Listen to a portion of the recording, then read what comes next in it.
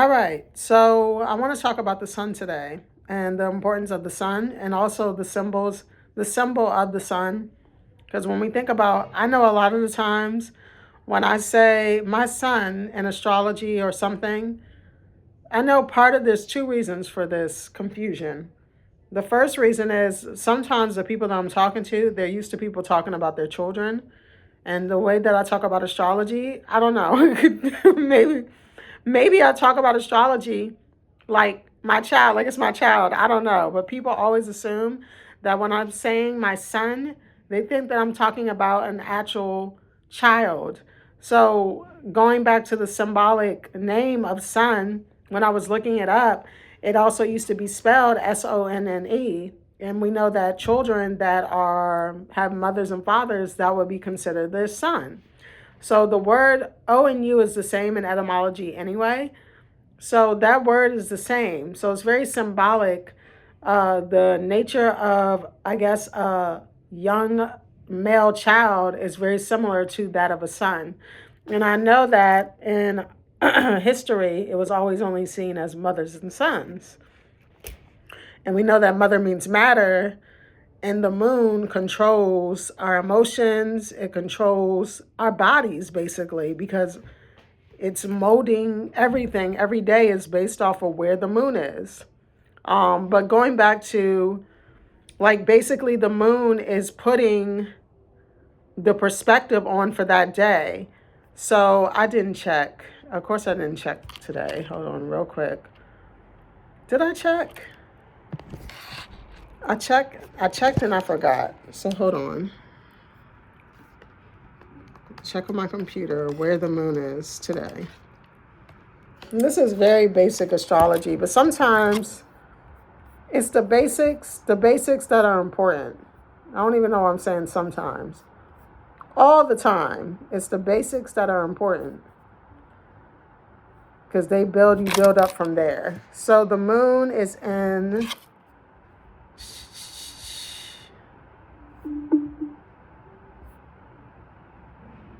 let me look at the Ephemeris 2026.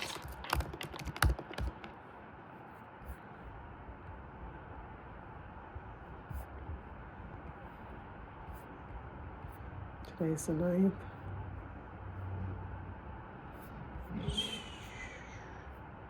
Usually doesn't take me this long. The moon's in Libra. So that's the energy today. What does Libra rule over? Relationships, obviously, duality, because Libra is a dual sign. It also rules over contracts, marriage, because marriage goes with contracts. And marriage doesn't always have to mean like literally married. It could be things that you're married to. Some people are married to their work. Some people are married to their dogs. Like, what are you married to? Some people are married to a hobby or married to a project. So it could be that too. But also it brings balance usually. Libra represents balance. Either it was seen as, the two scales, or seen as the ravening dogs, which we talked about before, the white and the black dog. So it's a sign of duality, but the moon is channeling that balanced energy and that calm. And I know for me as an Aries, my perfect other half of energy is Libra, because it's fire and air, but also because Libras are, if you meet Libras, they usually bring balance to groups. They know how to be in a group. They know how to make things work in a group.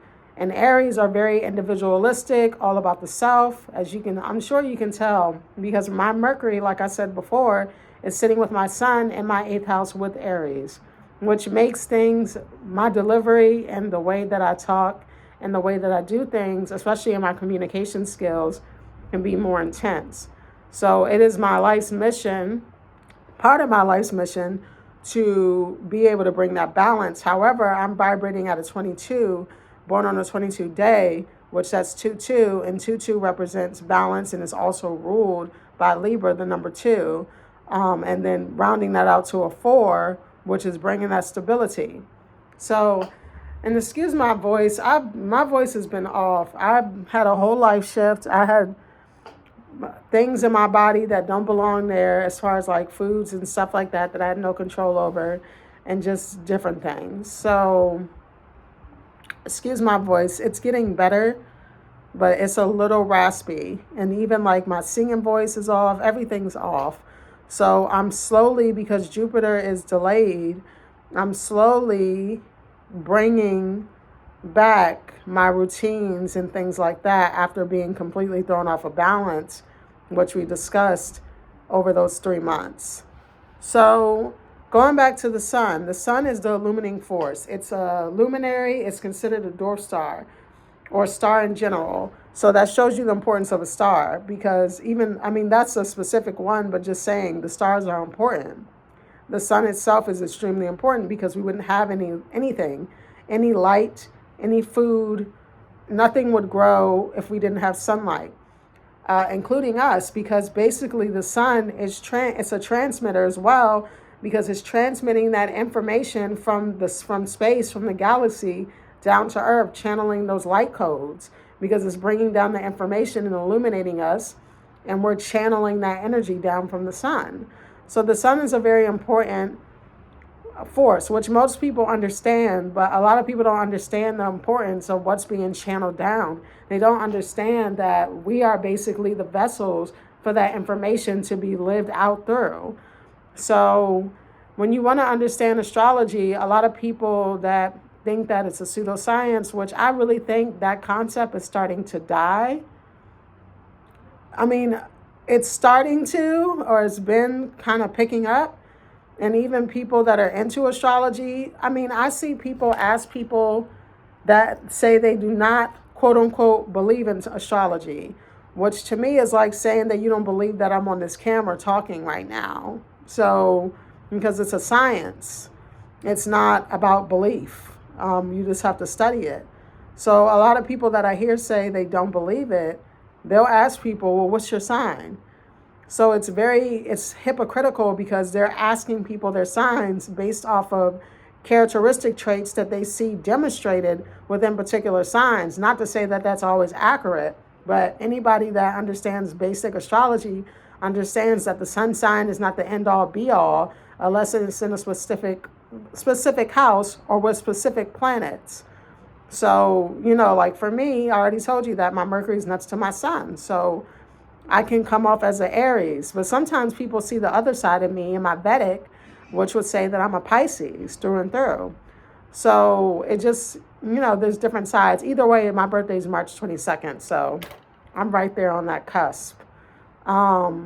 So the sun is very, very important. And if you want to understand basic astrology, and astrology is like the effects of the planets on human life. It's also the study of those effects on human life. But that's one of the definitions. When we talk about the literal word, astro means star. So that's what that word means. And ology is the study of. So it's like the study of the stars, right? So in astronomy and astrology are basically the same word when you look it up.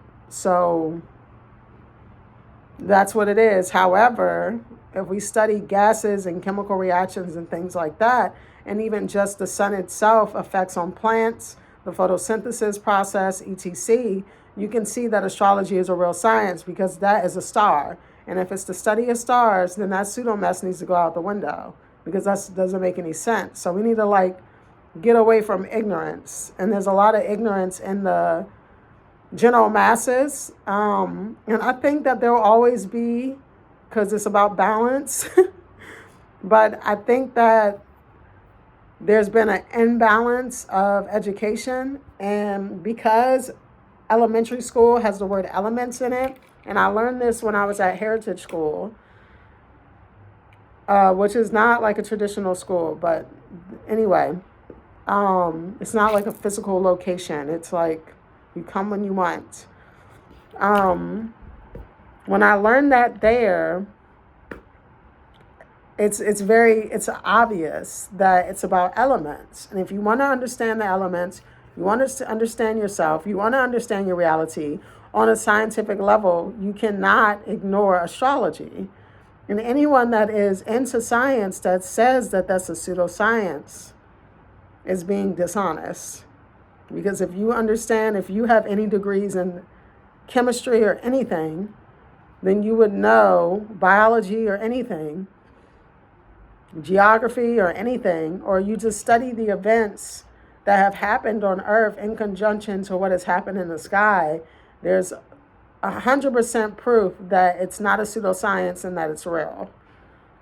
So I feel like this video is starting to be about the pseudoscience, but I wanted you to understand the importance of astrology and how it is not a pseudoscience, and that it should be it's sacred, and it should be taught in elementary school. It should be taught because there would be a better relationship with ourselves, with nature, with existence if these things are being taught more broadly, and really it's more even at home, being taught to children at home so that they understand how the elements work instead of, this is my famous thing, and I always become repetitive in this, but people always saying, why is this happening to me? Why is this going down? And it's like, look to the stars. That's what the ancients did. They looked to the stars, and it wasn't just looking up. It was understanding what is happening in the sky and doing basically scientific observation on how it's connected to everything that's happening down here on Earth. That's all it is. So everybody always wants to know about themselves. Anytime that I talk about astrology, people want me to read their chart. They want to know what's going on. So it's like it's something that people want, but they don't entertain at a large degree. So that pretty much wraps up whatever this video was about. It was supposed to be about the sun, but I feel like now this is more about astrology and how the fact that it's not a pseudoscience. It's a very real science, and it should be understood and studied to understand the reality of it being a very profound and very high science, because it's so profound. And no one mind, there's so many different perspectives that people can bring, because everybody is transmitting different forms of light because they have different light codes based off of their astrological charts, which is as unique as their thumbprint. So no one astrologer has all the answers, but there are people that have been studying astrology longer than me, 20 years, 30 years, 40 years, that's had more time, more rotations around the sun on Earth than I have, that, may have more insight than me. You know what I mean? Because they've been doing it longer. That's the reality. Because the longer that you study the science, the better you get at it.